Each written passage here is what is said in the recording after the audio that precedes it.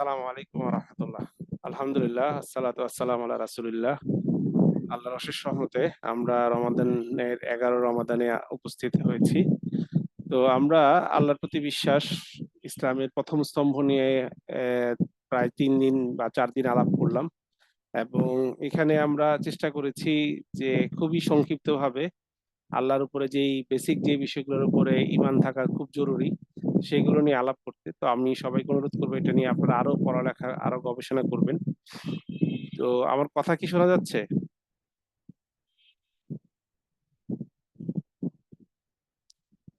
আশা করি আমার কথা শুনতে পাচ্ছেন। জি, শুনতে পাচ্ছি আলহামদুলিল্লাহ। জি। তো আলহামদুলিল্লাহ, তো আজকে আমরা ফেরেশতার উপর বিশ্বাস যে ইসলামের দ্বিতীয় স্তম্ভ, এটা নিয়ে ইনশাল্লাহ আলাপ করব। তো দেখেন, আল্লাহর প্রতি বিশ্বাস, তারপরেই হচ্ছে মালাইকাহু, মানে আল্লাহর ফেরেশতা। এই ফেরেশতাটা আসলে নিজেরাই যে তৈরি হয়েছে এমন না, একমাত্র আল্লাহ হচ্ছে সৃষ্টিকর্তা, বাকি সবই হচ্ছে সৃষ্টি আল্লাহর। তো ফেরেশতারা আল্লাহর একটা বড় সৃষ্টি, কারণ ইসলামের যত বর্ণনা আসছে সেখানে আল্লাহ ফেরেশতাদের কথা উল্লেখ করছেন।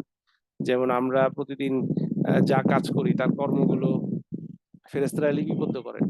তো ফেরেশতারা কারা, এটা আমাদের একটু চেনা দরকার এবং তাদের প্রতি বিশ্বাস রাখা যে ফেরেশতা আছে এবং ফেরেশতারা আমাদের কাজগুলি লিখে রাখেন।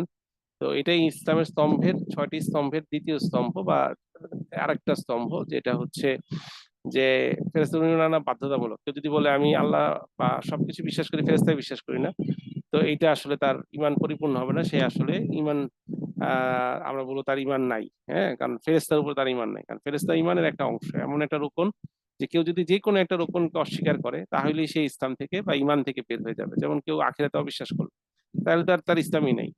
কেউ ভাগ্যের পরিণতি বিশ্বাস করলো না।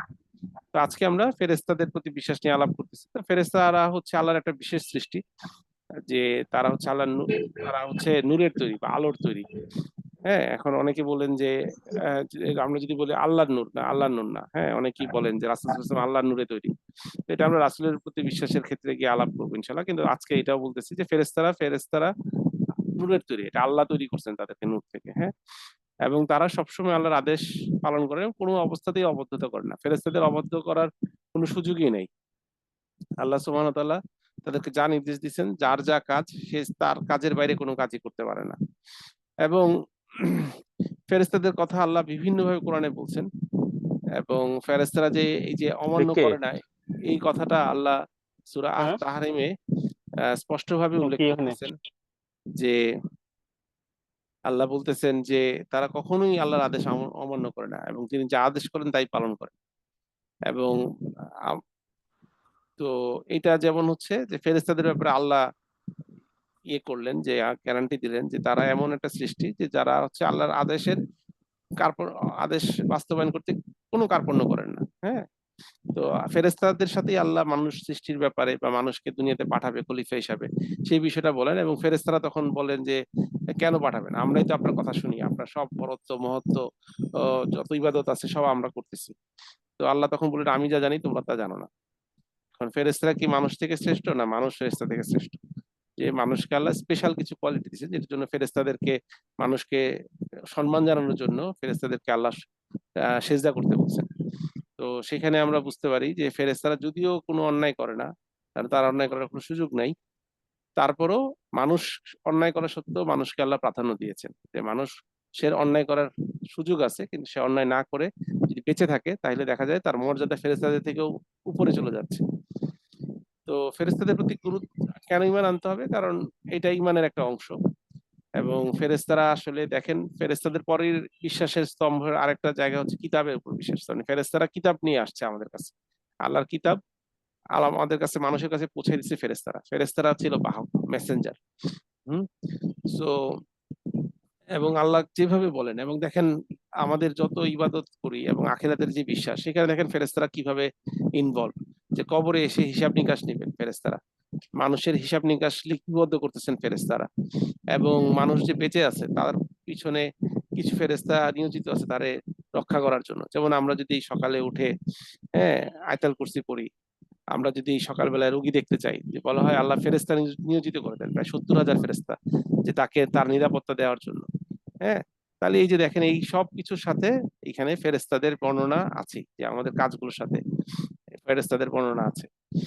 এবং কি, এবং দেখেন ফেরেশতাদের মর্যাদার ব্যাপারে আল্লাহ সূরা বাকারাতে এই 97 এবং 98 নাম্বার আয়াতে বলতেছেন যে ইহুদিদের ব্যাপারে, ইহুদিরা জিব্রাইলকে শত্রু মনে করত, যে তারা মনে করত এই জিব্রাইলকে আল্লাহ ইহুদিদের কারোর কাছে আল্লাহর পানি নিয়ে আসতে বলছে, তো সে গিয়ে কুরাইশদের একজন, যে হযরত মুহাম্মদ সাল্লাল্লাহু আলাইহি ওয়াসাল্লামের কাছে গিয়ে পানি নিয়ে গেছে।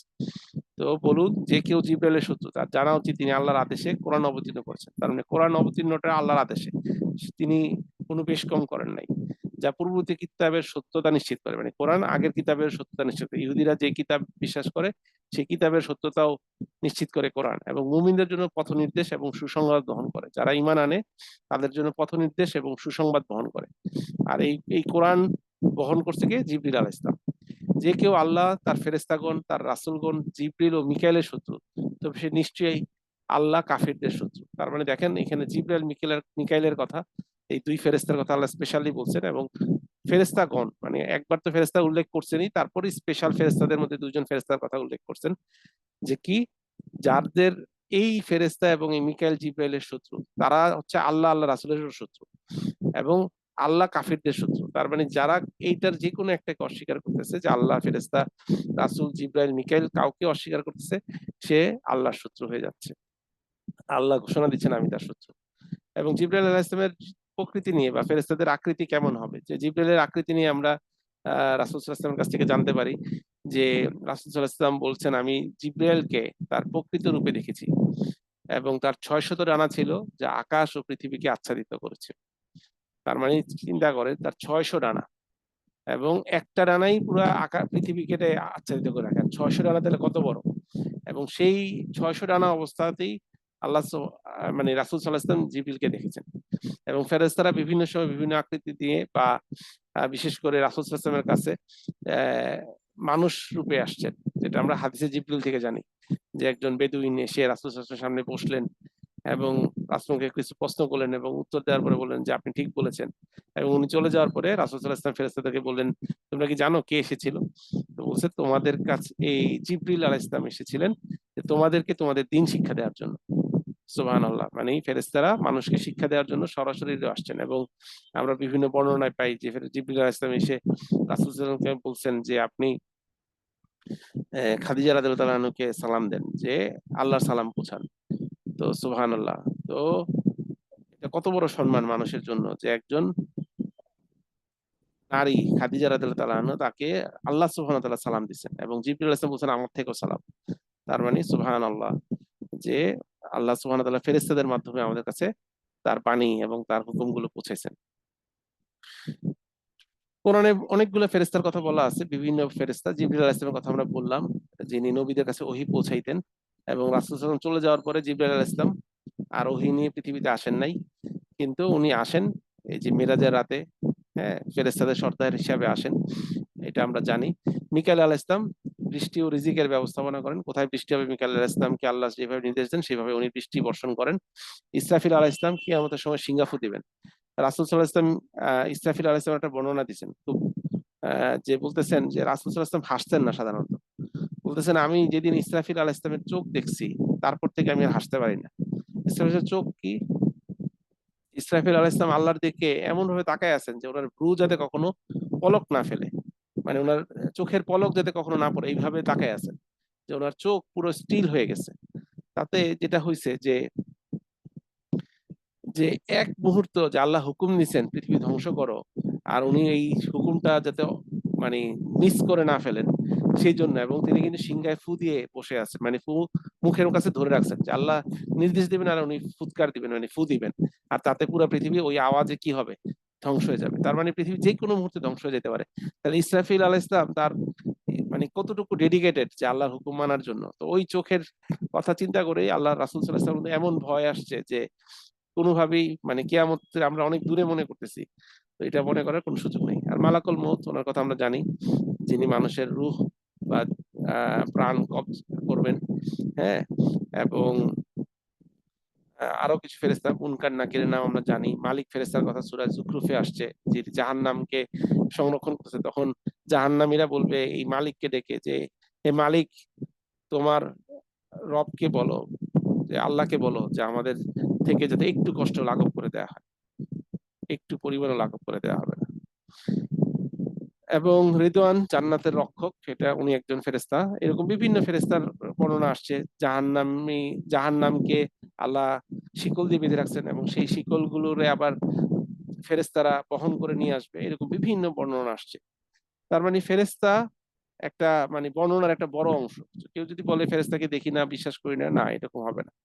আর এটাও ঠিক যে ফেরেশতা ছাড়াও আল্লাহ সুবহানাহু ওয়া তাআলা সব কাজ করতে পারেন, কিন্তু আল্লাহ ফেরেশতা সৃষ্টি করছেন যারা অনেক বড় কাজ করতেছে, কিন্তু আল্লাহ সব মানুষের কিয়ামতের আগে সবার, মানুষ জিন এবং ফেরেশতাদের কি করবেন, রূহ কবজ করবেন।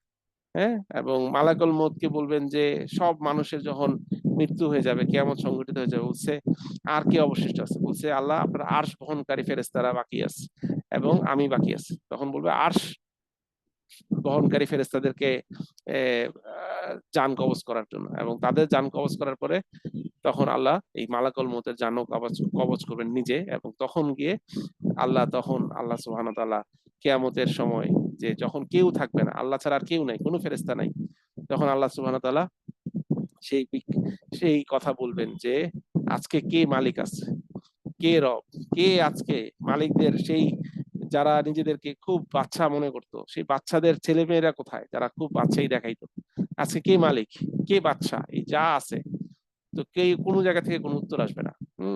মানে আল্লাহ সুবহানাহু ওয়া তাআলা তার বড়ত্ব মহত্ব নিয়ে সেই হুঙ্কারটা দিবেন যখন কেউ অবশিষ্ট থাকবে না, আল্লাহ সেই প্রশ্নের উত্তর দিতে, তখন বলবে যে আইনাল রব, আমি হচ্ছি সেই রব। হ্যাঁ, সুবহানাল্লাহ সুবহানাল্লাহ, আল্লাহু আকবার। তো ফেরেশতাদের ব্যাপারে খুবই ভুল ধারণা আছে, বিভিন্ন ধরনের ভুল ধারণা আছে আমাদের সমাজে। কেউ কেউ ফেরেশতাদেরকে, বিশেষ করে যারা অবিশ্বাসী বা যারা দেখা যাচ্ছে ভ্রান্ত আকীদার বা ভ্রান্ত বিশ্বাসী, তারা দেখা যায় অনেকে মনে করে ফেরেশতারা হচ্ছে মেয়ে। হ্যাঁ, আসলে ফেরেশতারা কিছু ফেরেশতারা নারী পুরুষ বলে কিছু নাই, ফেরেশতাদের খাইতে হয় না, ঘুমাইতে হয় না। হ্যাঁ, এবং ফেরেশতাদের ব্যাপারে ইয়ে আছে যে আল্লাহ কোরআনে বলতেছে যে তোমরা কেমন বিচার, যে ফেরেশতাদেরকে অনেকে মনে করে আল্লাহর সন্তান, নাউজুবিল্লাহ। বলতেছে কেমন বিচার, যে আল্লাহর জন্য মেয়ে, মানে ফেরেশতারা হচ্ছে মেয়ে, আল্লাহর হচ্ছে মেয়ে হইছে। ইন্না লিল্লাহি ওয়া ইন্না ইলাইহি রাজিউন, নাউজুবিল্লাহ। তো এরকম কোনো বিষয় নাই। এবং ফেরেশতাদেরকে অনেকে দেবদেবীর আসন নিয়ে নেয়, অনেকে মনে করে এই ফেরেশতাদেরকে অনেকে দেবদেবী মনে করে, বা অনেকে মনে করে ফেরেশতারা রাজি খুশি হইলেই আল্লাহ রাজি খুশি হবে, ফেরেশতাদের ডাকা। তো এরকম বিভিন্ন বিষয় আমাদের প্রচলিত আছে, এই সব কিছু থেকে আমাদের মুক্ত থাকতে হবে। ফেরেশতাদের নিজের কিছু করার ক্ষমতা নেই, আল্লাহ কাউকে হয়তো স্পেশাল ক্ষমতা দিচ্ছেন, কিন্তু সেই ক্ষমতাটা সে প্রয়োগ করে আল্লাহর হুকুমে, এটা আমাদের মাথায় রাখতে হবে। সকল ক্ষমতার উৎস আল্লাহ, আর ফেরেশতাদেরকে স্পেশাল ভাবে তৈরি করছে। তো ফেরেশতাদের বিশ্বাস করা কেন গুরুত্বপূর্ণ, কারণ হচ্ছে আমরা যদি ফেরেশতাদেরকে বিশ্বাস করি তাহলে একটা জিনিস মনে থাকবে যে আমার সাথে কিন্তু ফেরেশতা আছে। হ্যাঁ, এটা আমরা অনেকে বলি, এই তোমার সাথে কিন্তু ফেরেশতা আছে। আবার একটা ইয়ে আছে, ফেরেশতারা কি বলে, যেখানে ছবি থাকে এবং মূর্তি থাকে সেখানে প্রবেশ করে না, এটা হচ্ছে রহমতের ফেরেশতা প্রবেশ করে না। যে ঘরে মূর্তি থাকে বা ছবি থাকে সেই ঘরে রহমতের ফেরেশতা প্রবেশ করে না। কিন্তু মালাকুল মউত তো আসবে, তো মালাকুল মউত ফেরেশতা। হ্যাঁ, তারপর কুকুর থাকলে ফেরেশতা প্রবেশ করে না, তার মানে এটা হচ্ছে রহমতের ফেরেশতা প্রবেশ করে না, তাহলে অন্যান্য ফেরেশতা প্রবেশ করে। এবং ফেরেশতারা কিন্তু আমাদের বিভিন্ন সময় বিপদ আপদ থেকে রক্ষা করে। ওই যে বললাম আল্লাহ আমাদেরকে পাহারা দেয়, এই জন্য নিরাপত্তার দোয়াগুলা করা, যে সকাল সন্ধ্যা যে নিরাপত্তার দোয়াগুলো আছে সেগুলো পড়া, তাহলে এইগুলো করলে কি হবে, ফেরেশতারা দেরকে আল্লাহ নিয়োজিত করে দেয় আমাদেরকে রক্ষা করার জন্য। এবং আপনারা হয়তো অনেক সময় মানে এটা টের পাওয়া যাবে না, কারণ ফেরেশতাদেরকে দেখা যায় না, কিন্তু এটা আমরা বিশ্বাস করি যে হ্যাঁ, আল্লাহ নিরাপত্তার জন্য আমাদেরকে ফেরেশতা রক্ষা করেন।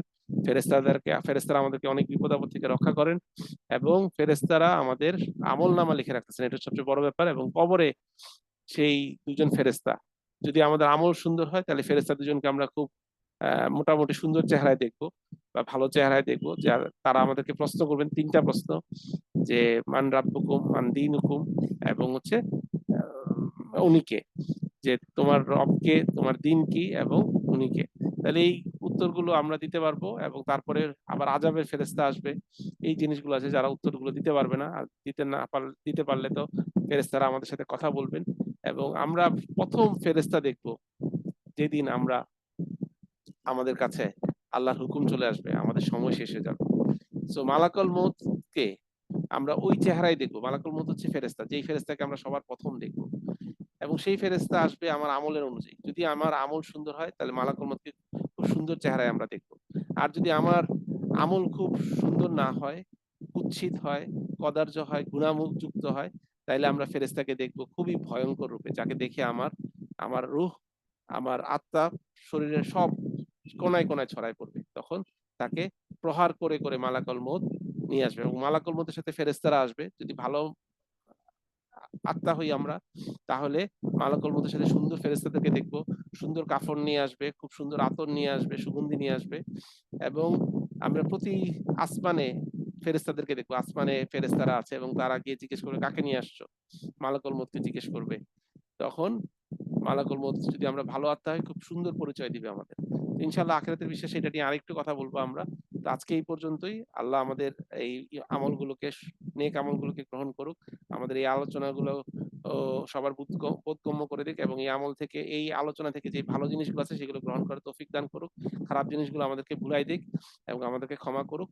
আল্লাহ সবাইকে নেক হায়াত দান করুক এবং আমরা যাতে মালাকুল মউত ফেরেশতাকে খুব সুন্দর চেহারায় দেখি, সেই আশা ব্যক্ত করে, সেই আল্লাহর কাছে সেই প্রার্থনা করে, সেই দোয়া করে আজকে আমরা আ আমাদের এই হালাকা আজকে এখানেই শেষ করতেছি। সুবহানাকাল্লাহ বিহামদিকা আশহাদু আল্লা ইলাহা ইল্লা আনতা আস্তাগফিরুকা ওয়া আতুবু ইলাইক। আসসালামু আলাইকুম ওয়া রাহমাতুল্লাহি ওয়া বারাকাতুহু।